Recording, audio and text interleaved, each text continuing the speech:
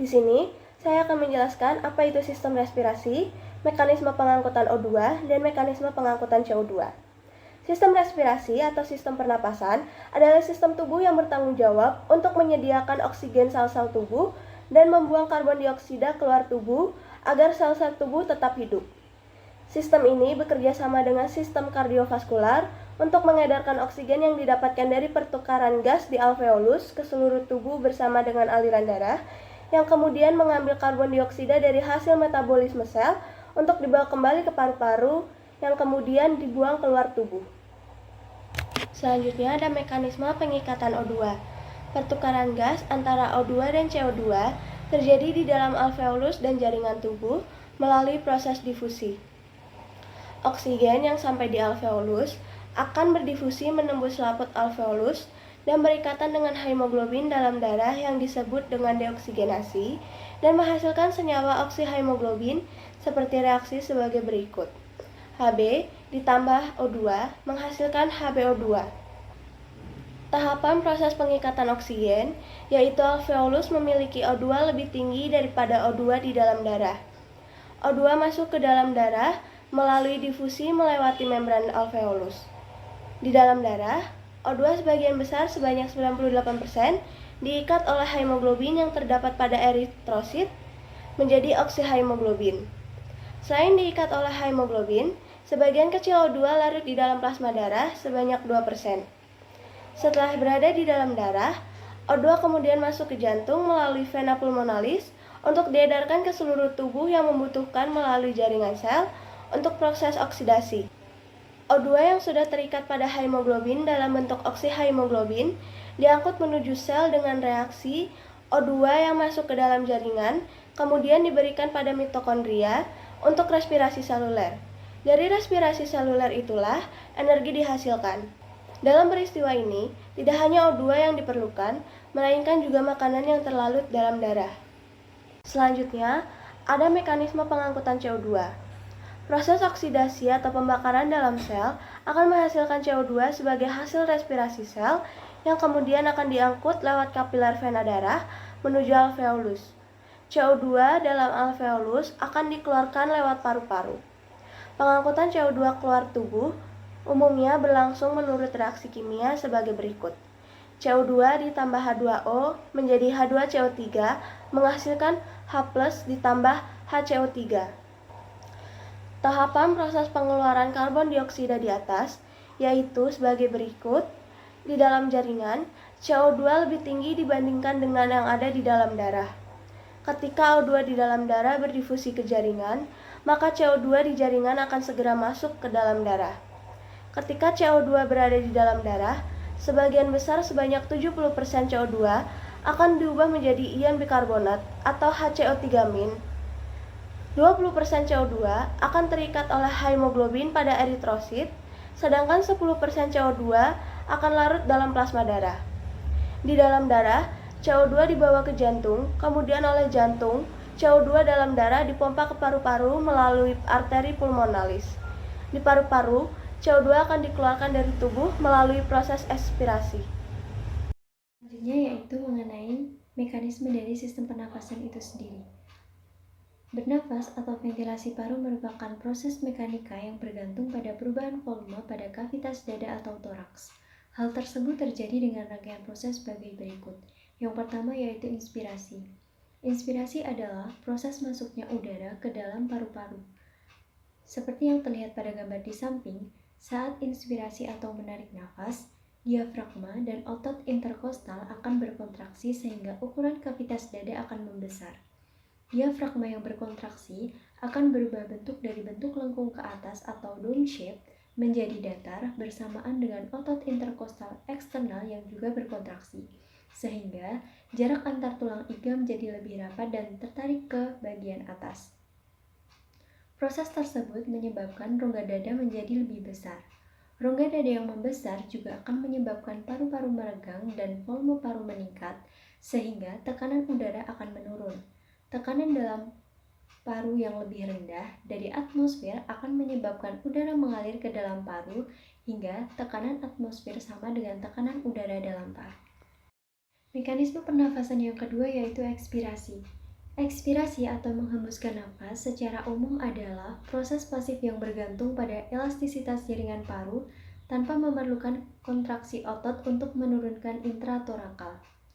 Ketika otot-otot inspirasi relaksasi dan kembali ke ukuran semula, yaitu ketika otot antar tulang rusuk dan diafragma mengendur, maka diafragma akan melengkung ke arah rongga dada kembali dan tulang rusuk akan kembali ke posisi semula. Kedua hal tersebut menyebabkan rongga dada mengecil sehingga volume paru pun akan menurun dan tekanan dalam paru meningkat. Tekanan dalam paru yang lebih tinggi daripada atmosfer ini akan mendorong terjadinya aliran udara dari dalam keluar paru, dan inilah yang disebut dengan ekspirasi.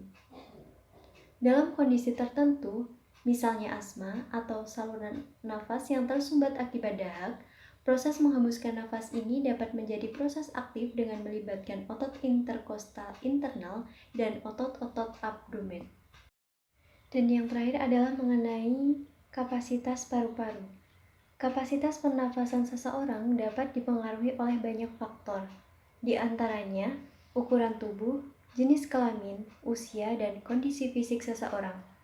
Terdapat 4 standar volume paru yang meliputi volume tidal, volume cadangan inspirasi, volume cadangan ekspirasi, dan volume sisa. Sedangkan untuk kapasitas paru dapat dibagi 4 standar kapasitas yang meliputi kapasitas inspirasi, kapasitas fungsional sisa, kapasitas vital, dan kapasitas total paru. Seperti yang terlihat pada gambar di samping, jumlah udara yang masuk dan keluar paru pada setiap satu siklus nafas disebut dengan volume tidal yang jumlahnya sekitar 400 hingga 500 ml. Volume tidal merupakan indikator klinis penting yang menandakan proses ventilasi berjalan dengan baik, sehingga level oksigen dan karbon dioksida jumlahnya stabil atau normal dalam darah. Banyaknya udara yang masuk pada pernafasan tidal disebut dengan volume cadangan inspirasi. Volume cadangan inspirasi ini dapat mencapai 3.100 ml dan membutuhkan tenaga untuk mencapainya. Sedangkan ketika menghembuskan nafas, udara yang dikeluarkan dengan tenaga dan volumenya melebihi volume tidal disebut dengan volume cadangan ekspirasi. Volume cadangan ekspirasi ini dapat mencapai 1.200 ml. Namun demikian, meskipun seseorang menghembuskan nafas dengan sangat kuat, akan tetap ada sisa udara dalam paru yang disebut dengan volume sisa yang berjumlah sekitar 1.200 ml. Udara sisa ini sangat penting untuk menjaga alveolus tetap terbuka atau tidak mengalami kolaps. Total jumlah udara yang dapat bertukar disebut kapasitas vital paru-paru dengan jumlah mencapai 4.800 ml pada laki-laki dewasa muda dan 3.100 ml pada wanita dewasa muda. Jumlah ini merupakan hasil penjumlahan volume tidal, volume cadangan ekspirasi, dan inspirasi.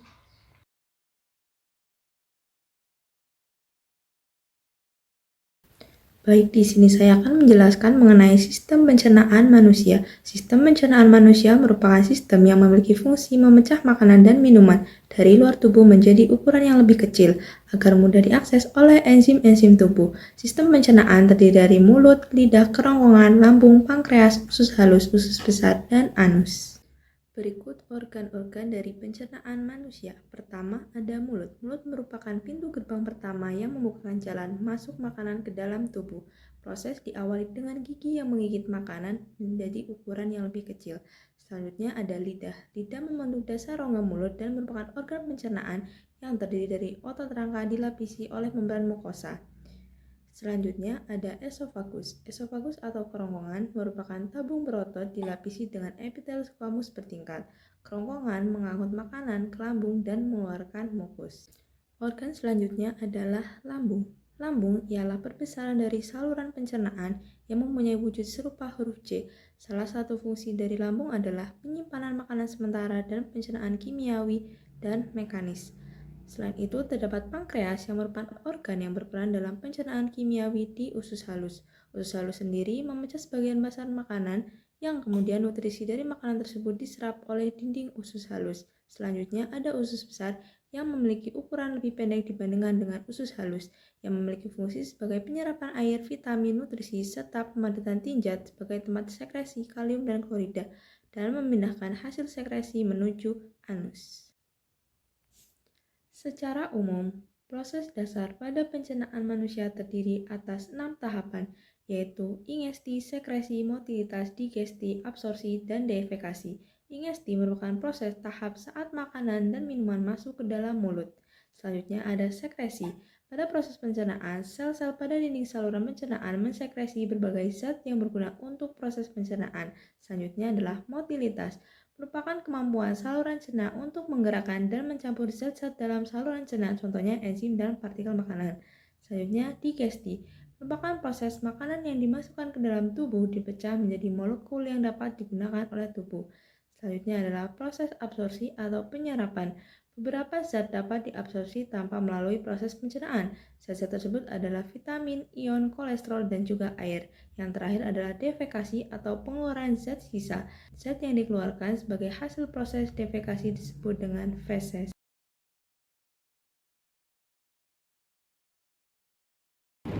Selanjutnya adalah sistem ekskresi. Nah, sistem ekskresi ini merupakan sistem pembuangan sisa hasil metabolisme yang sudah tidak digunakan oleh tubuh kita lagi.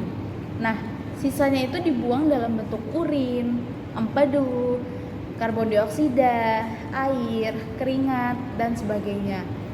Nah, zat-zat ini kalau misalkan menumpuk di dalam tubuh kita dan tidak dikeluarkan, itu bisa menimbulkan efek yang berbahaya bagi kesehatan seperti keracunan.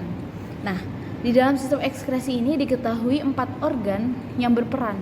Nah, yang pertama itu adalah ginjal, kemudian liver atau hati, yang ketiga paru-paru, dan yang keempat adalah kulit. Nah, selanjutnya itu adalah sistem imun. Sistem imun merupakan salah satu kompleks yang berperan untuk menjaga keseimbangan tubuh. Sistem ini menggunakan komponen yang tersebar di seluruh tubuh untuk mencapai sasarannya. Nah, sistem imun terdiri dari jaringan atau sel yang tersebar di bagian-bagian tubuh serta organ yang berfungsi untuk melaksanakan imunitas. Nah, jaringan ini terdiri dari berbagai macam sel yang dapat merespon rangsangan sesuai dengan sifat dan fungsinya masing-masing. Nah, sistem imun berdasarkan fungsinya terdiri dari 2 tipe, yaitu sistem imun alamiah atau non-spesifik atau innate immunity dan sistem imun adaptif atau sistem imun spesifik atau yang disebut dengan acquired immunity. Selanjutnya adalah sistem non-spesifik atau innate immunity. Sistem non-spesifik merupakan imunitas bawaan atau innate immunity dalam artian bahwa respons terhadap zat asing dapat terjadi walaupun tubuh sebelumnya tidak pernah terpapar oleh zat tersebut. Terdapat komponen sistem imun yang paling awal dan mampu menghilangkan sumber infeksi dalam waktu singkat, dari hitungan menit hingga jam. Komponen respon imun ini disebut dengan respon imun non-spesifik atau respon imun innate. Beberapa sifat respon non-spesifik yaitu tersedia sebelum terjadinya infeksi, misalnya kulit yang sehat yang dapat mencegah terjadinya infeksi, bereaksi pada semua patogen atau tidak spesifik pada patogen tertentu, reaksinya tidak bertahan lama, hanya beberapa jam, dapat membedakan antara antigen dengan protein normal tubuh. Terdapat beberapa sel yang merupakan bagian dari respon imun non-spesifik, yaitu permukaan epitel, beberapa sel fagositik seperti makrofag, neutrofil, dan sel dendritik. Sel non-fagositik seperti sel mast, sel NK, dan protein komplemen. Yang pertama, saya akan menjelaskan mengenai permukaan epitel seperti sel-sel epitel. Sel-sel epitel, bagian ini merupakan bagian yang pertama kali akan menghalangi masuknya patogen ke dalam tubuh. Bagian ini bisa memberikan perlindungan secara kimiawi, biologis, dan mekanis. Sel-sel ini terdapat pada kulit, saluran pencernaan, paru-paru, mata, hidung, dan mulut. Yang kedua adalah sel-sel fagositik. Sel-sel fagositik ini terdiri dari makrofag, dendritik, dan neutrofil. Nah, sel fagositik ini dapat menelan patogen kemudian menghancurkannya di dalam sel. Makrofag adalah hasil diferensiasi sel monosit. Sel ini terdapat pada semua jaringan tubuh, memiliki beberapa kemampuan dalam melawan patogen. Di antaranya dapat menembus jaringan pembuluh darah sehingga dapat mengejar patogen. Sel-sel ini juga menghasilkan sitokin untuk merekrut sel-sel imun lain menuju ke tempat infeksi atau signaling pathway. Makrofag juga berperan dalam membantu terjadinya proses peradangan inflamasi. Nah, sel fagositik selanjutnya adalah neutrofil. Sel ini merupakan sel granulosit yang memiliki lobus inti sebanyak 2-5 lobus pada selnya.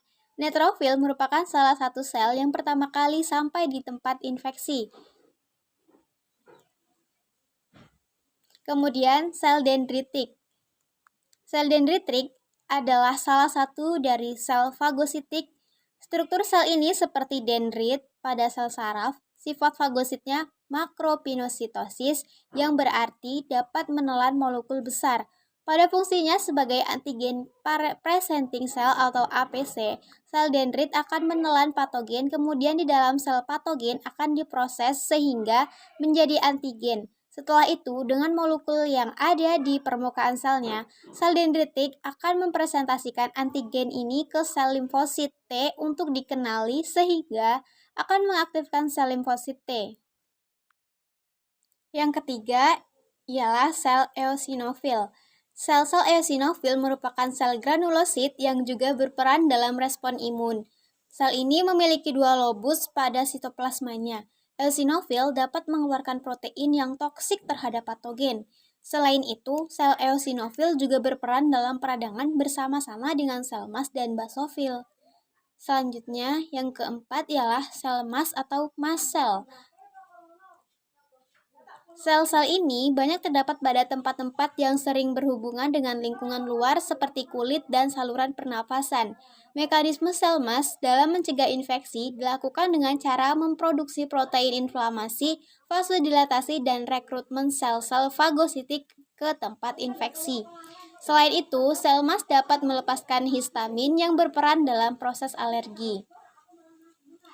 Selanjutnya ialah sel NK atau natural killer. Sel NK, cara kerjanya adalah membunuh sel terinfeksi dengan cara melepaskan perforin yang dapat merusak membran sel serta granzim yang dapat merusak sel dan mengakibatkan kematian sel. Yang terakhir ialah protein komplement. Protein ini dapat membantu proses opsonisasi antibiotik terhadap antigen. Protein ini ditemukan oleh Jules Bordat tahun 1890. Beliau mengetahui bahwa protein ini terdapat di plasma darah dan banyak diproduksi oleh sel-sel hati. Pada tubuh manusia, diketahui ada lebih dari 30 protein komplement. Hampir mirip dengan komponen respon imun lainnya. Maka, protein komplement akan aktif jika ada patogen. Demikian pula sebaliknya, tidak aktif jika tidak ada patogen. Selanjutnya yaitu adalah sistem imun spesifik atau acquired immunity. Sistem imun spesifik merupakan respon imun yang timbul akibat dari rangsangan antigen tertentu sebagai akibat bahwa tubuh pernah terpapar patogen yang sama sebelumnya. Sehingga sistem imun spesifik memiliki memori terhadap suatu patogen. Sistem imun ini memiliki sel memori yang akan menghasilkan suatu protein yang menjadi respon imunologis yang disebut dengan protein imunoglobulin. Nah, komponen utama sistem imun spesifik itu adalah limfosit. Sistem imun spesifik sendiri dibagi menjadi 2 tipe berdasarkan ketahanan terhadap patogen ekstraseluler maupun intraseluler, yaitu komponen seluler dan komponen humoral.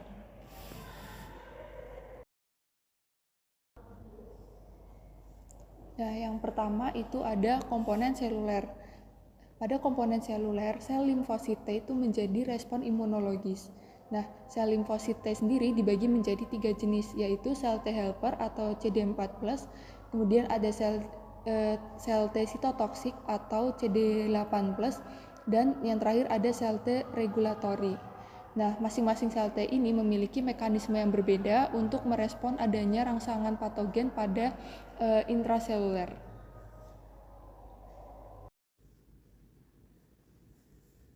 Nah, yang pertama ada sel T helper atau CD4+. Sel ini bekerja dengan antigen presenting atau sel APC melalui reseptor protein MHC kelas 2 untuk pemicu produksi sitokin yang dapat berperan sebagai sitokin proinflamasi maupun sitokin antiinflamasi.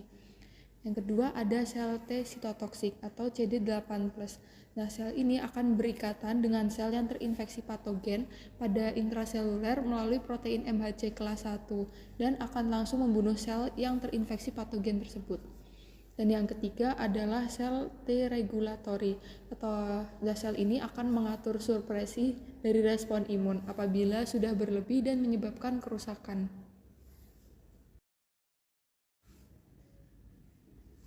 Nah, yang kedua ada komponen humoral. Pada komponen humoral, sistem imun dimediasi oleh sel B yang memegang peran sebagai sel memori terhadap patogen tertentu. Nah, mekanismenya itu sel B naif akan terpajan pada patogen tertentu baik secara langsung berikatan terhadap antigen yang diekspresikan pada permukaan sel patogen ataupun berkaitan dengan APC berupa follicular dendrit cell. Nah, sel B yang terpajan tersebut akan mengalami proliferasi dan diferensiasi di sumsum tulang belakang menjadi suatu sel B yang memiliki memori dan spesifitas terhadap antigen dari patogen tertentu.